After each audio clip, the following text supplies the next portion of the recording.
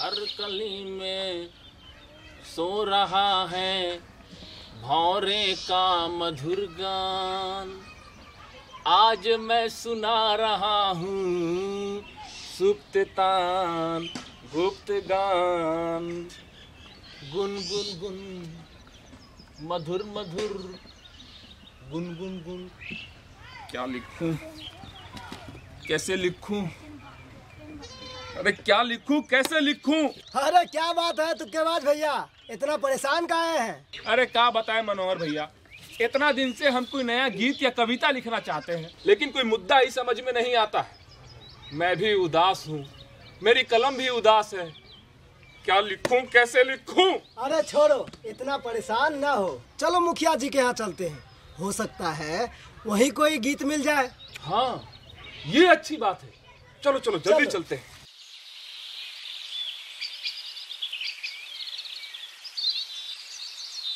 प्रणाम मुखिया जी। अरे जीते रहो बेटा, बैठो। आज क्या खास खबर है मुखिया जी? अरे क्या बताएं, एक छोटी सी मक्खी ने इतनी बड़ी आफत मचा रखी है। क्या मतलब मुखिया जी, बात कुछ समझ में नहीं आई। अरे भाई, हमारे आसपास के इलाके में जबरदस्त कालाजार की बीमारी फैली हुई है। अरे वो तो पता है, मगर ये मक्खी वाली क्या खबर है? हाँ हाँ, क्या खबर है मक्खी वाली? क्या लिखूं, कैसे लिखूं? अरे वही कालाजार वाली खबर ही तो मक्खी वाली खबर है। अरे भाई, ये जो कालाजार की बीमारी है वो असल में एक मक्खी से ही तो फैलता है, जिसे हम बालू मक्खी भी कहते हैं। बालू मक्खी? मगर हमने तो ना ही कभी इसे देखा और ना ही कभी सुना इसके बारे में। यही तो बात है बेटा, कालाजार फैलाने वाली बालू मक्खी बहुत छोटी होती है, उसे आसानी से देखा नहीं जा सकता। अच्छा ये बताओ, इसका नाम बालू मक्खी क्यों पड़ा होगा? अरे भाई, आसान सी पहेली है। इसे बालू मक्खी इसलिए कहते हैं कि इसके पंख सूरज की रोशनी में बालू की तरह चमकते हैं। अच्छा मुखिया जी, क्या लिखूं, कैसे लिखूं? ये बताइए कि इतनी छोटी सी मक्खी कालाजार जैसी खतरनाक और जानलेवा बीमारी फैलाती कैसे है? बात आसान सी है भैया। कालाजार संक्रमित बालू मक्खी से फैलता है। मान लो किसी व्यक्ति के शरीर में कालाजार बीमारी के कीटाणु हैं। अब अगर मक्खी उसे काट लेती है तो बीमारी के कीटाणु उस मक्खी के शरीर में चले जाते हैं। इसके बाद अगर उस मक्खी ने किसी दूसरे व्यक्ति को काट लिया तो बीमारी के कीटाणु दूसरे व्यक्ति के खून में भी चले जाते हैं। इस तरह बालू मक्खी एक इंसान के शरीर से दूसरे के शरीर तक कालाजार बीमारी फैलाती रहती है। इस चक्र को तोड़ने के लिए बालू मक्खी को खत्म करना बहुत जरूरी है। मिल गया, मिल गया, मिल गया, मिल गया। ओह, मिल गया, मिल गया, मिल गया। अरे क्या मिल गया तुक्केबाज भैया? अरे लिखने का मुद्दा मिल गया। क्या लिखूं, कैसे लिखूं? अब मैं कालाजार पर ही नारे, गीत और कविता लिखूंगा। तो मेरी पहली कविता सुनो। बात जान लो बिल्कुल पक्की, दूर भगाओ बालू मक्खी, दूर भगाओ बालू मक्खी, दूर भगाओ बालू मक्खी, दूर भगाओ बालू मक्खी। रहने दो बेटा तुक्केबाज, ये कविता तुम्हारे लायक नहीं है। तुम तो और अच्छा लिखते हो। फिर भी ठीक है, कम से कम तुम्हारी शुरुआत तो हुई। कुछ नया सुना रहे हैं क्या तुक्केबाज लो, भैया? अपनी आशा बहन भी आ गई। प्रणाम मुखिया जी। जीती रहो बिटिया। प्रणाम मनोहर भैया। प्रणाम दीदी। अरे ये तो हमारे ग्राम स्वास्थ्य पोषण एवं स्वच्छता समिति की बैठक की तरह हो गई। हमारे और आशा के अलावा मनोहर भी तो इस समिति का सदस्य है। लेकिन आज हम बैठक नहीं करेंगे, गांव घूमने चलेंगे और लोगों से कालाजार के विषय में बात करेंगे। हम भी आपके साथ चलो मुखिया चाचा। क्या लिखूं, कैसे लिखूं? क्यों नहीं, चलो, शायद तुम्हें वहाँ कोई नई कविता या गीत ही मिल जाए। हाँ चलिए। मुखिया जी किस बात को लेकर परेशान थे?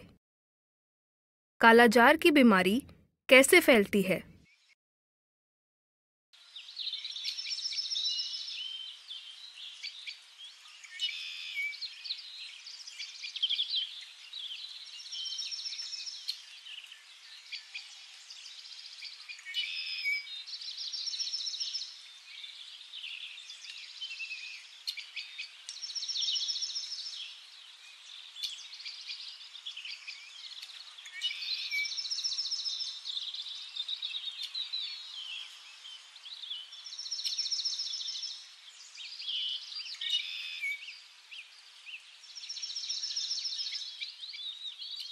तो बात समझ में आ गई। ये बात तो समझ में आ गई भाभी, लेकिन इस बीमारी का नाम कालाजार क्यों है? क्या है बिटिया कि इस बीमारी का इलाज ना होने से कुछ दिन बाद रोगी की चमड़ी मिट्टी जैसे काले भूरे रंग की हो जाती है, इसलिए इस बीमारी का नाम कालाजार रखा गया है। अरे बाप रे, तब तो ये बीमारी बहुत ही खतरनाक है। अच्छा ये बताइए भाभी, आपने जो बालू मक्खी की बात बताई उससे बचने का कोई तरीका तो होगा ना? हाँ हाँ बिल्कुल तरीका है। सरकार की तरफ से बालू मक्खी को खत्म करने के लिए हर साल घरों में 2 बार दवा का छिड़काव करवाया जाता है, वो भी बिल्कुल मुफ्त में। ये छिड़काव पहली बार फरवरी मार्च में और दूसरी बार जून और जुलाई में करवाया जाता है। ये छिड़काव घर के हर कमरों में, हर कोने में, पूजा घर में, चौके में और बथान में भी करवाना चाहिए। एक बात हम भी पूछ ले आशा बहन? अरे बिल्कुल पूछो दीदी, यही सारी बातें करने तो मुखिया जी और मास्टर जी के साथ हम सब यहाँ पर आए हैं। क्या है ना कि ये दवा की छिड़काव में बड़ी परेशानी होती है। छिड़काव करने वाले सबसे पहले तो घर के सभी कमरों को खाली करवा लेते हैं, इससे दिक्कत तो होती ही है। कभी कभी छिड़काव करने वाले ऐसे समय पे आ जाते हैं जब घर के मर्द कामकाज के लिए बाहर गए होते हैं। देखो भाभी, मामला यदि सेहत का हो तो थोड़ी सी परेशानी तो उठानी ही पड़ेगी। अब भगवान न करे यदि मेरे ही घर में किसी को कालाजार हो जाए तो मुझे कितनी दिक्कत होगी। उसके मुकाबले ये थोड़ी सी परेशानी तो कुछ भी नहीं। और हाँ, गांव का यदि एक भी घर छिड़काव से छूट जाता है तो बालू मक्खी उसी घर में डेरा जमा लेगी। उस घर के सभी सदस्यों को तो बीमार करेगी ही, साथ ही साथ पूरे गांव में भी बीमारी फैलाती रहेगी। समझ गई? ये बात तो है। चलो, परिवार और गांव के सेहत के लिए इतना परेशानी भी सही। अच्छा, इसी बात पर ये 2 लाइनें भी सुन लीजिए। हर कमरे का कोना कोना खाली कर दें, खाने पीने की चीजों को ढक कर रख दें, जमीन से 6 फीट की ऊंचाई तक दवा पड़ेगी और बालू मक्खी घर में घुसने से भी डरेगी। दीवारों पर दाग नहीं, गंध भी अब कुछ कम आएगी। थोड़ी सी मुश्किल होगी पर बड़ी बीमारी भाग जाएगी। भाई तुक्केबाज, अब तुम्हारे गीतों में तो काफी सुधार आ गया है। कविता तो ठीक है, लेकिन एक बात समझ में नहीं आई। छिड़काव करने वाले ऐसा क्यों कहते हैं कि एक बार छिड़काव करने के बाद 10 हफ्ते यानी 2.5 महीने तक घर की दीवारों को लीपना पोतना नहीं है? अरे मंगनीलाल भैया, एक बार की गई दवा के छिड़काव का असर लगभग 10 हफ्ते तक रहता है। इस बीच अगर दीवारों की लिपाई पुताई करवा दी जाएगी तो इससे घर में छिड़की गई कीटनाशक दवा का असर कम नहीं हो जाएगा। अच्छा, तो ये बात है। तब तो भैया छिड़काव के बाद 2.5 महीने तक रंगाई पुताई सब बंद। तो बात सभी के समझ में आई ना? कालाजार खत्म होगा तो गांव के लोग स्वस्थ रहेंगे, लोग स्वस्थ रहेंगे तो गांव खुशहाल होगा। अच्छा, इसी बात पर मेरा एक और गीत सुन लीजिए। हर कमरे में, हर कोने में, पूजा चौका और बथान में बालू मक्खी मार भगाना, दवा छिड़कना हर मकान में। कविता कहानी तो सब ठीक है, लेकिन हम अपने घर में छिड़काव नहीं करवाएंगे। अरे क्या बात हो गई बहन जी? अरे क्या बताएं मास्टर जी, हमारे घर की दीवारें थोड़ी ऊंची हैं। छिड़काव करने वालों से हमने कहा कि पूरी दीवार पे छिड़काव कर दो, लेकिन वो लोग माने ही नहीं। कहने लगे कि 6 फुट के ऊपर छिड़काव करने की जरूरत ही नहीं। हमें तो लगता है वो लोग अपनी दवा बचाना चाह रहे थे। अरे नहीं बहन जी, उन लोगों ने ठीक ही किया। असल में ये जो कालाजार फैलाने वाली बालू मक्खी है ना, ये उड़ती नहीं, सिर्फ फुदकती है और 6 फीट के ऊपर तक ये उड़कर जा ही नहीं सकती। अच्छा, तो ये बात है। हम तो ऐसे ही उन लोगों पे गुस्सा कर दिए। कोई बात नहीं बहन, जो हुआ सो हुआ। वैसे भी आपकी बात का कोई बुरा नहीं मानता। आगे से आप खुद छिड़काव करने वालों की मदद करिएगा और दूसरों को भी समझाइएगा, है ना? लेकिन इस बातचीत में हम लोग एक बात बताना तो भूल ही गए। वो क्या मास्टर जी? देखो भाई, ये जो बालू मक्खी है ना, ये पनपती है कम रोशनी और नमी वाली जगहों पर, जैसे कि मिट्टी की दीवारों पर बनी दरारों में, चूहे के बिलों में और नम मिट्टी में। इसलिए अगर बालू मक्खी को पनपने से रोकना है तो घर में और आसपास साफ सफाई रखना बहुत जरूरी है। बालू मक्खी किन जगहों पर पनपती है? कीटनाशक दवा का छिड़काव करवाना जरूरी क्यों है? यह कहाँ कहाँ होना चाहिए? कीटनाशक दवा का छिड़काव साल में कितनी बार होता है और कब कब? छिड़काव के बाद 10 हफ्ते तक दीवारों की लिपाई पुताई क्यों नहीं करनी चाहिए?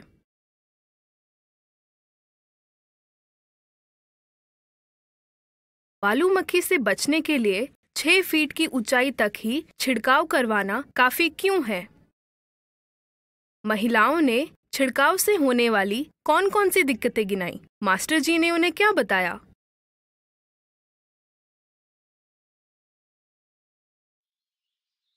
लेकिन एक बात बताइए, भगवान न करे अगर किसी को कालाजार हो ही जाए तो इसका पता कैसे चलेगा? मैं बताता हूँ। अगर किसी को 2 हफ्ते से ज़्यादा समय तक बुखार रहे और इलाज कराने पर भी ठीक नहीं हो रहा हो तो उस व्यक्ति को कालाजार हो सकता है।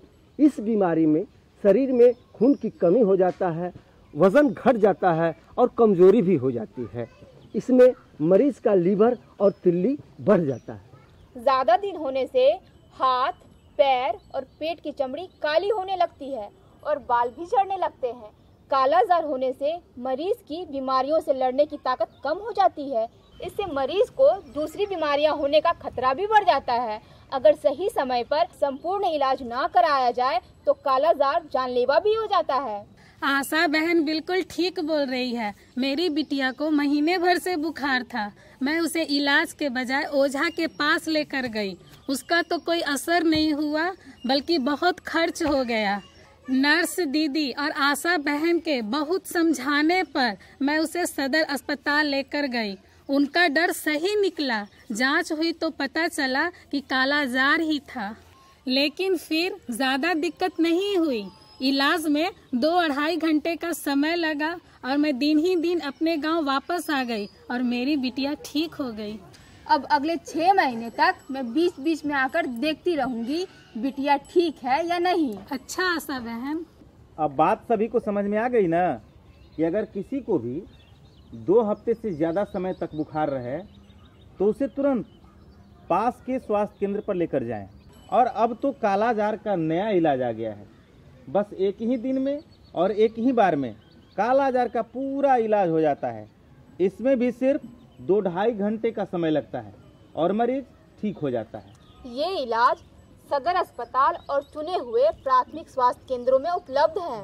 और हाँ, कालाजार की जांच और इलाज सरकारी अस्पतालों में बिल्कुल मुफ्त है। क्या लिखूं, कैसे लिखूं? तो भैया लीजिए, थोड़ा हमारा भी सुन लीजिए। हैं? अगर 2 हफ्ते तक रहे बुखार, हो सकता है कालाजार, स्वास्थ्य केंद्र लेकर जाएं और मुफ्त में जांच कराएं।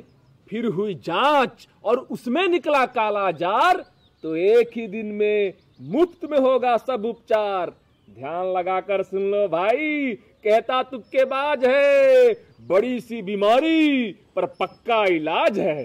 भाई तुक्केबाज, तुम तो बहुत बढ़िया कविता लिखने लगे हो। शाबाश, लिखते जाओ। क्या लिखूं, कैसे लिखूं? सब आपका आशीर्वाद है मुखिया चाचा। अच्छा ये बताइए मुखिया जी, ये चमड़ी वाला कालाजार क्या होता है? असल में कई बार कालाजार के कुछ मरीजों में बीमारी ठीक हो जाने के बाद भी त्वचा पर सफ़ेद धब्बे या छोटी छोटी गांठें हो जाती हैं।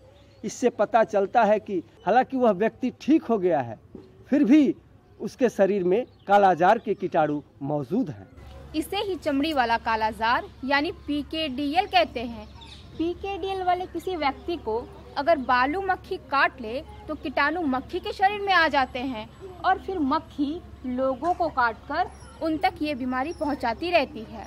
इसलिए ऐसे व्यक्ति की जांच तुरंत करवानी चाहिए और उनका पूरा इलाज करवाना चाहिए। सदर अस्पताल और चुने हुए प्राथमिक स्वास्थ्य केंद्र में चमड़ी वाली कालाजार यानी PKDL का इलाज भी बिल्कुल मुफ्त होता है। कालाजार की जांच कहाँ होती है? कालाजार का उपचार कहाँ कहाँ होता है? इसमें कितना समय लगता है?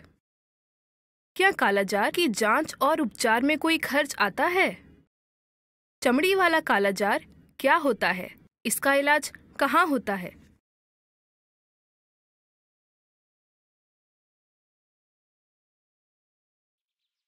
अब सभी को कालाजार के बारे में पूरी जानकारी तो मिल गई है।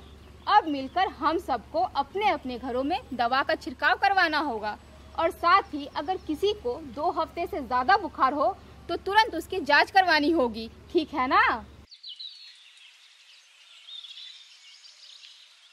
क्या बात है मुखिया चाचा, क्या हुआ? कुछ नहीं, अपने राजू की याद आ गई थी। राजू मेरा छोटा भाई था। बचपन में एक बार उसे बुखार आया तो कई हफ्तों तक ठीक होने का नाम ही नहीं लिया। परिवार वालों ने मान लिया कि उसे कोई ऊपरी हवा का चक्कर है। फिर कई ओझा सोखा से झाड़ फूंक कराई गई। हालत जब बहुत खराब हो गई तो उसे लेकर बड़े शहर में गए। तब इतनी आसानी से जांच वाँच कहाँ हो पाती थी। जब जांच हुई तो पता चला कि काला जार है, लेकिन तब तक बहुत देर हो चुकी थी। लेकिन अब हम ऐसा नहीं होने देंगे मुखिया जी। हमारी नासमझी से कोई राजू अपनी जान नहीं गंवाएगा। गांव में अगर किसी को भी 2 हफ्ते से ज्यादा समय तक बुखार है तो हम उसे नजदीकी स्वास्थ्य केंद्र लेकर जाएंगे और उसकी जांच करवाएंगे। हम अपने गांव से कालाजार को खत्म करके ही रहेंगे। आप लोग मेरा साथ देंगे ना? हाँ, हम साथ देंगे।